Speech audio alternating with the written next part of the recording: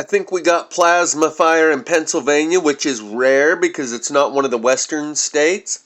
And in a recent video, Matt from Quantum of Conscience was saying that he isn't burning in his backyard because he likes to build these Russian stoves and rocket stoves and reconfigure the brick stacks to increase the convection and different things. He says, but he's not doing it because he's got this OCD where he watches the temperature and the humidity for like 6 weeks now has been that of Arizona and Las Vegas, and they haven't had rain for 6 weeks. And he doesn't want to start a fire. Well, I think we found some plasma fires in Pennsylvania and confirmed the drought that he was referring to. That is absolutely insane. But take a look at this wildfire that had broken out in Pennsylvania and what they are currently dealing with.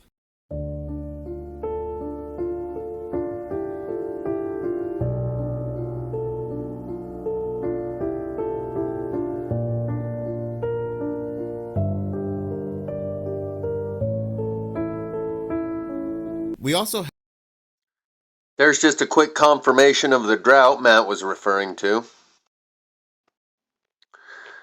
And here's how we know that it's plasma fire, thanks to the viewers who referred me to this information. This is a Facebook notification, Sacramento Community Fire Company, and that's in Pennsylvania, not California. Folks, this is right here in Pennsylvania, not some western state. It's a good read, so please take the time to do so. This is why we are all urging everyone not to burn. Be aware that even an accidental fire can bring fines that start with thousands of dollars and quickly climb from there. On top of that are possible criminal charges, including felonies such as reckless endangerment. We know that most people mean well. Most people are watching the fires that they start. A fire has burned down into the ground, can resurface much later and in a different location than the original fire without your knowledge. It's also impossible to prevent that random spark from blowing into some dry leaves. A simple method to keep everyone and their property safe is to just wait to burn until conditions are better. Part of the same post on Facebook here. Current images of the Lehigh Gap. This fire is burning out of control at this hour. Here's a local report from the area. I live on Timberline Road at the base of the mountain. I just spoke to the firefighters down at the trailhead to the state game lands. The guy said it's going to be burning for two more weeks. It's traveling through the root system below the surface, and fires are popping up everywhere. He said get a leaf blower and blow any debris away from your house or buildings as far as you can. The helicopters can't fly at night, blah, blah, blah, blah, blah. They're bulldozing. Maybe I should actually read that, not blah, blah, blah. Have neighbors with barns filled with cattle and other livestock, and they're bulldozing around everything, clearing the debris in an attempt to protect their animals and buildings. I would say it's serious. Don't know who David Rombold is, but there's two people we've heard referencing the fires moving underground, quote unquote, through the root systems. What you're about to hear, I believe, is a mayor in Canada saying that these fires are digging deep into the ground and that we have to dig them up to put them out. What are some of the challenges that firefighters and emergency personnel are facing with these fires right now? What we're facing is our crews are exhausted. They've been working on this fire for 2 weeks. It is digging deep into the ground, into the peat. And the fire is very, very difficult to extinguish. So they have to dig it out to extinguish it. So we're looking for more ground. In Montana. And the fire is very, very difficult to extinguish. So they have to dig it out to extinguish it. So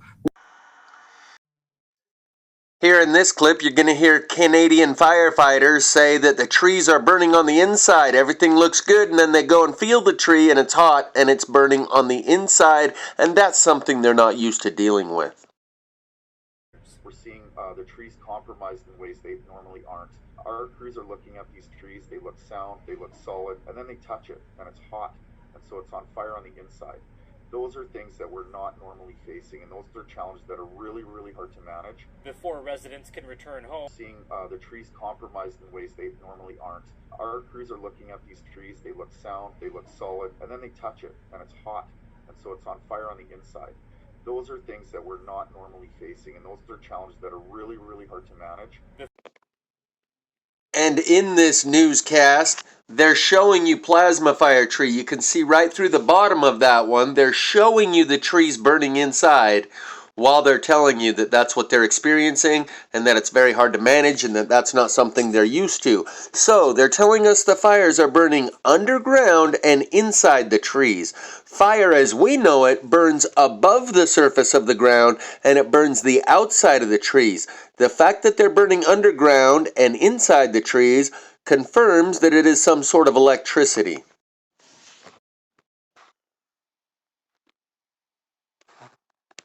There are less obvious dangers. We're seeing the trees compromised in ways they normally aren't. Our crews are looking at these trees, they look sound, they look solid, and then they touch it, and it's hot, and so it's on fire on the inside. Those are things that we're not normally facing, and those are challenges that are really, really hard to manage. And in keeping with the pattern of bridges burning, you can see this one's titled, Fire on Liberty Bridge Causes Steel Beams to Buckle and Bend. And you can see it, the buckling and the bending of the steel beam. And they say, why? Because some plastic pipe caught on fire. For that update, and when will the bridge and the tunnel reopen? That is the big question, but you may not like the answers that we got from PennDOT. Ralph Iannotti is live with that part of the story. Ralph. Yeah, thanks very much. PennDOT tells us tonight that part of the steel underbelly of the Liberty Bridge was damaged badly enough that most likely it'll have to be replaced now.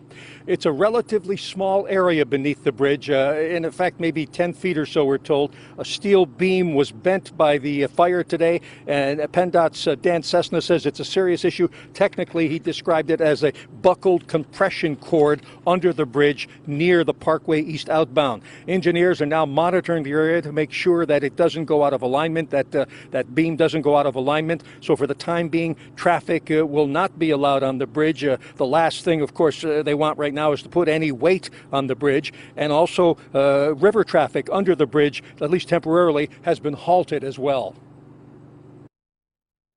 Ultimately, we do know that plastic pipes burnt. That's what intensified the fire and caused this significant damage. Traffic under the bridge, at least temporarily, has been halted as well. Ultimately, we do know that plastic pipes burnt. That's what intensified the fire and caused this significant damage. Very serious issue because it's a buckled compression member. And on a deck truss like this, any member like that would become compromised could cause a catastrophic failure of the entire bridge. The worst case scenario at this point is we're working hard to ensure that we wouldn't have a failure of the entire structure. Now this happened in Pennsylvania 8 years ago. But just because it's old news doesn't really change much. The laws of physics as we understand it were defied 8 years ago. That doesn't reduce its relevancy. Plastic burning does not melt steel beams to the point where it warps them and you can see it's disfigured. So this has been happening for a while. It's just increasing in frequency now. This is a video posted 3 days ago that does include some more bridge fires that aren't provably plasma fire, but it shows a bunch of other fires as well. I'm just going to let it play through and include the link in the description. Let you watch part of this video because the first 5-10 minutes of it is just covering different fires. And we've been watching these mysterious fires now for a few years. Particularly, food manufacturing and processing facilities have been going up right and left. Statistically, like 1,000 times more. Usually there's like 1 or 2 per year, and now we've got like 20 and 30 per year. It's a lot. But I'm just going to let you watch these and call this video a wrap. Hello, our friends, Evolutionary Energy Arts family. Why, hello there. Welcome back. Welcome back, guys. As always, want to give thanks to those supporting us over on Patreon. Couldn't do it without you guys. Exclusive videos every week. A huge thank you. Yes, absolutely. Very, very heartfelt. So I want to start here. If you missed it, this was a lithium fire that hit. This was in southern Missouri.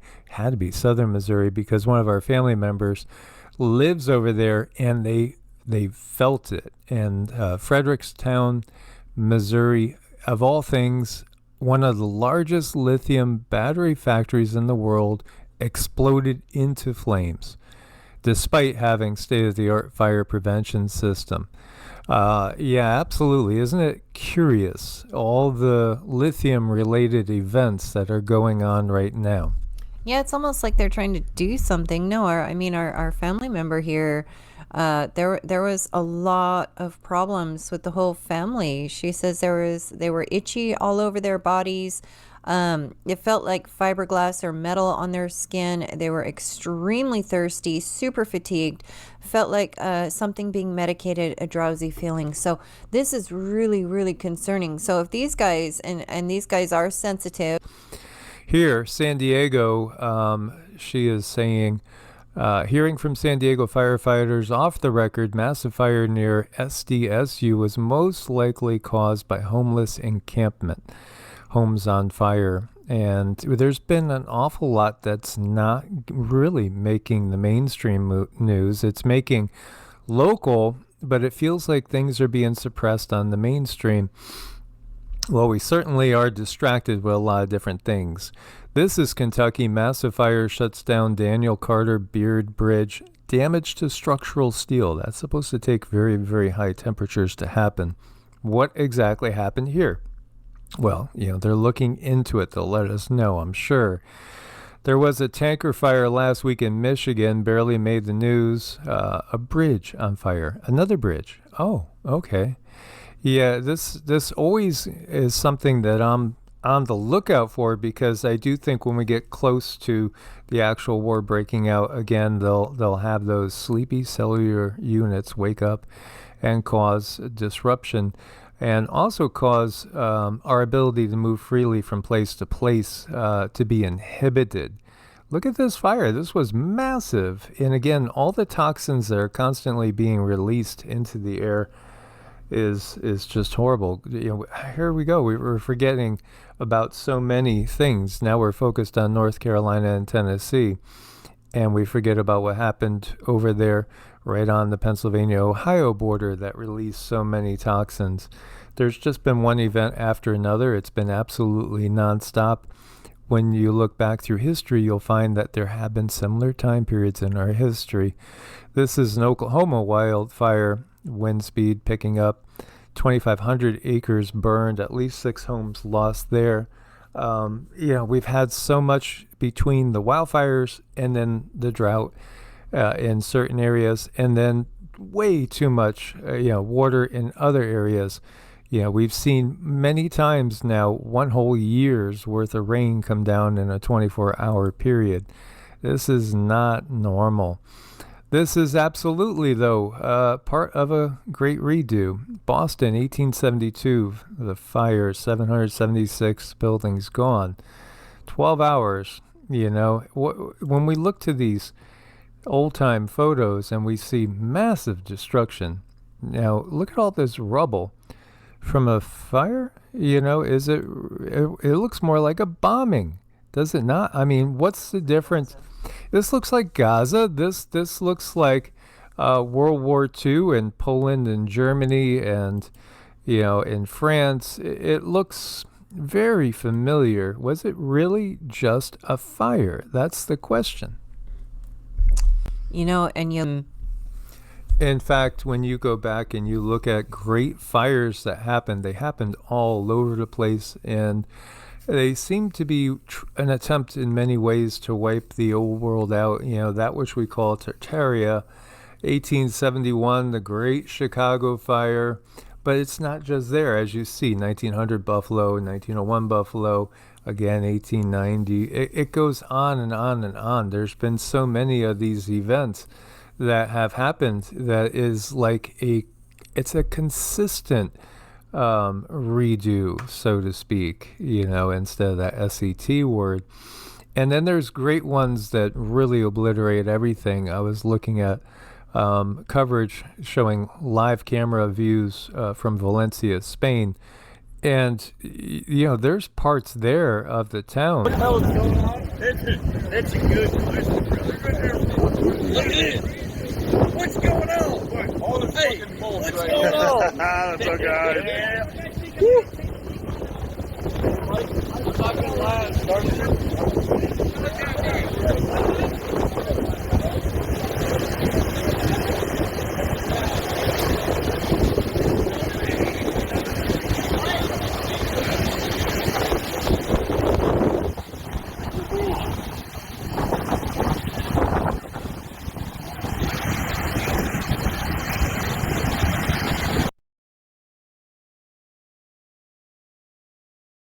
what the hell is going on? That's a good question, brother. Look at this. What's going on? All the fucking bullshit right here. That's okay. Yeah. Woo. I'm not gonna lie,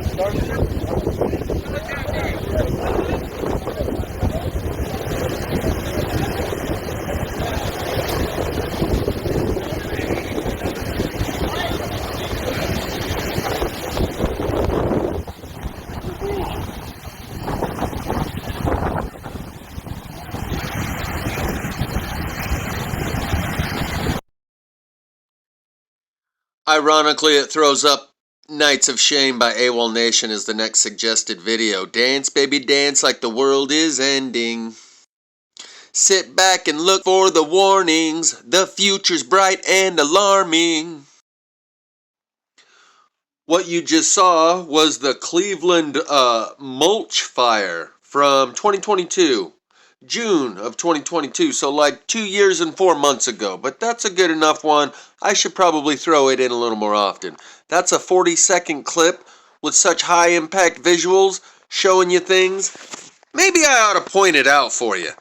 Just so you can, I know that you see. You see these trees over here? Where the mulch around the bottom of them is on fire? And just the little bed of bark or mulch around the bottom of these tree rings is on fire? Pay close attention to that. That's proof of electricity coming up through the ground.